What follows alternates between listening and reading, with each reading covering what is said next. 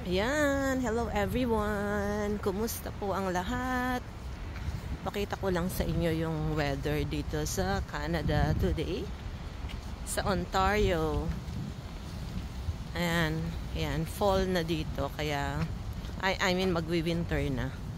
Kaya malamig na ang panahon. Malamig na ang panahon at naglalaglaga na yung mga dahon ng mga trees. Yan. Today mahangin eh. I think mag-negative 1 yata today, if I'm not mistaken. Lamig. Paglalabas, dapat doble-doble yung jacket. Ganyan. Doble yung socks. May warmer. Ayan. Ayan. Gaganda ng mga ano dito eh. Pag magpo-fall na. Ganda ng mga kulay ng mga leaves ng mga halaman. Tulad nito. Ayan o. Naglalagas na siya. Naglalagas na siya. Ayan ang mga leaves ng maple trees.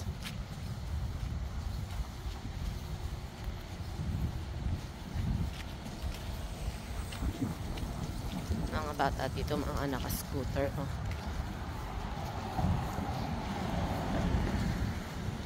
Kahit yung mga hydrangea. Ayan, mga hydrangea yan na natuyot na ang mga bulaklak, mga dahon.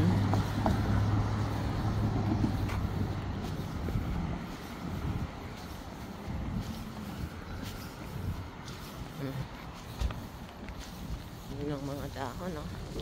Ang lakas ng hangin. Lakas ng hangin today. Yan, so yun lang muna ang aking update. Short update lang dito sa ating Canada visit.